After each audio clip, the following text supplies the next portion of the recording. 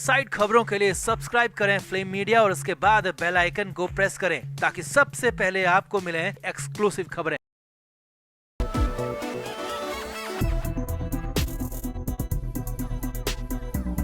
संजय राउत जितनी अपनी कलमकारी के लिए फेमस है, उससे कहीं ज्यादा अपने बयानों के लिए हमेशा चर्चा में रहते हैं। सत्ता में होते हुए, पावर में होते हुए तो संजय राउत ने किसी को नहीं बख्शा। कंगना रनौत को तो सार्वजनिक तौर पर गाली तक दे दी थी। अब जबकि संजय राउत जेल में है, तब भी संजय राउत की जुबान चुप होने का नाम नहीं ले रही। कोर्ट में आते जाते वक्त संजय राउत मीडिया के सामने खूब बयानबाजी कर रहे हैं, राजनीतिक मुद्दों पर खूब तीर छोड़ रहे हैं। मगर संजय राउत की ये बयानबाजी अब महाराष्ट्र सरकार को चुभ गई है और महाराष्ट्र सरकार और मुंबई पुलिस ने मिलकर राउत की कैंची जैसी जुबान को चुप कराने का पूरा प्रबंध कर लिया है। इसी बीच कोर्ट ने ऐसा आदेश दे दिया जिसके बाद मुंबई पुलिस को अपने कदम खींचने पड़ सकते हैं। मगर मौजूदा हालात में साफ है कि राउत की बयानबाजी पर जल्द ही बैन लग सकता है। तो क्या है पूरा मामला? कैसे शिंदे सरकार राउत पर शिकंजा कसने जा रही है? क्यों कोर्ट ने मुंबई पुलिस को फटकार लगा दी? आपको बताते हैं सब। आप भी वीडियो को शेयर करें और अपनी राय कमेंट बॉक्स में जरूर दें। तो आगे बढ़ने से पहले आपको बता दें कि हमारे व्लॉग चैनल नीतू की पलटन का लेटेस्ट व्लॉग रिलीज हो चुका है, जिसका लिंक डिस्क्रिप्शन में है। आप भी जल्दी से व्लॉग देखें, लाइक, शेयर और सब्सक्राइब भी करें। तो संजय राउत जेल में रहकर भी शांत होने को तैयार नहीं है। जैसे ही मौका मिलता है, राउत मीडिया के सामने खूब भड़ास निकालते हैं। जेल से कोर्ट आते जाते वक्त तो राउत मीडिया कर्मियों के सामने राजनीतिक मुद्दों पर खूब बयानबाजी कर रहे हैं। मगर अब शायद राउत ऐसा नहीं कर पाएंगे, क्योंकि एकनाथ शिंदे सरकार संजय राउत पर शिकंजा कसने जा रही है। उनकी जुबान पर लगाम लगाने की पूरी तैयारी कर चुकी है। दरअसल खबर है कि हाल ही में मुंबई की कोलाबा पुलिस ने विशेष अदालत में एक शिकायत दर्ज करवाई है, जिसमें मांग की गई है कि संजय राउत कोर्ट के बाहर किसी भी तरह का बयान ना दे। सूत्रों की माने तो पुलिस की तरफ से इस शिकायत में लिखा गया है कि संजय राउत की बयानबाजी बंद की जाए, आदेश पारित किया जाए कि राउत को कोर्ट के अंदर बाहर लाते ले जाते वक्त मीडिया से दूर रखा जाए। अब कोलाबा पुलिस की शिकायत के बाद सामने आया है कि पुलिस ने ये कदम सरकार के एक उस आदेश के बाद उठाया है जिसमें संजय राउत की बयानबाजी पर पूरी तरह रोक लगाने की जिम्मेदारी सरकार की तरफ से पुलिस को सौंपी गई है।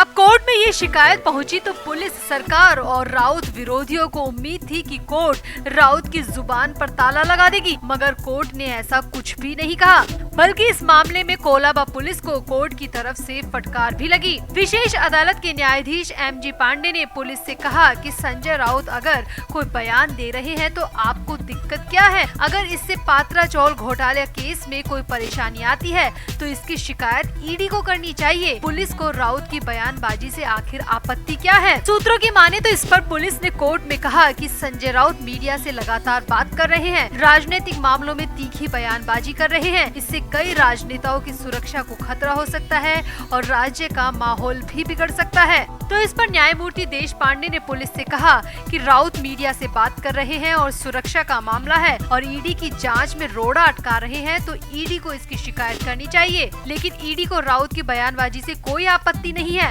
अगर वो राजनीतिक मुद्दों पर बात कर रहे हैं तो इससे उनके केस में कोई फर्क नहीं पड़ रहा, तो पुलिस के पेट में दर्द क्यों हो रहा है? जी हाँ, सूत्रों की माने तो कोर्ट के यही शब्द रहे हैं कि पुलिस के पेट में दर्द क्यों हो रहा है। सूत्रों की माने तो कोर्ट ने पुलिस से कहा, आपको परेशानी क्यों हो रही है? इस सब के बारे में पुलिस इतनी चिंतित क्यों है? आपकी समस्या वास्तव में है क्या? ये सवाल स्पेशल कोर्ट ने शुक्रवार को मुंबई पुलिस से पूछा। साथ ही मामले में दखल देने और किसी भी तरह का आदेश पारित करने से फिलहाल इनकार कर दिया। वहीं इस मसले पर ED का कहना है कि हमने ये केस किसी भी राजनीतिक मामले के रूप में दर्ज नहीं किया, हम पर किसी भी तरह का राजनीतिक दबाव नहीं है। हमारा केस घोटाले से जुड़ा है, मनी लॉन्ड्रिंग से जुड़ा है। अभी तक राउत की बयानबाजी से हमें या हमारे केस को कोई फर्क नहीं पड़ा है। हाँ, अगर राउत केस से जुड़ा कुछ भी गलत बयान मीडिया में देते हैं तो हम उसकी शिकायत कोर्ट में जरूर करेंगे, मगर फिलहाल ऐसा कुछ भी नहीं हुआ है।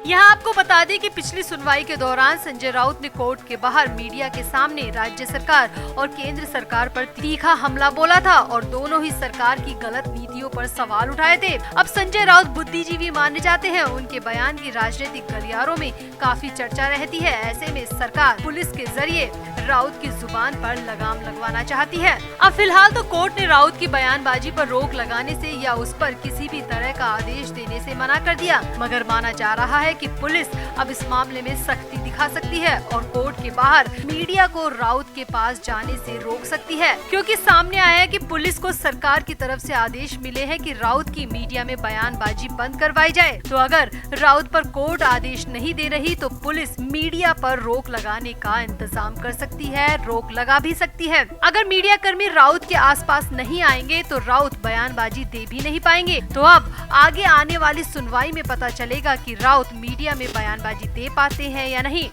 फिलहाल सरकार और पुलिस राउत की बयानबाजी पर सख्त दिख रही है, तो हो सकता है आने वाले दिनों में कोई बड़ा फेरबदल इस मामले में दिखाई दे। वैसे आपको क्या लगता है, जेल में रहते हुए राउत की बयानबाजी पर रोक लगनी चाहिए? क्या पुलिस सरकार के दबाव में सख्ती दिखा रही है या पुलिस की मांग बिल्कुल जायज है? आप भी अपनी राय कमेंट बॉक्स में जरूर दें और वीडियो को भी शेयर करें।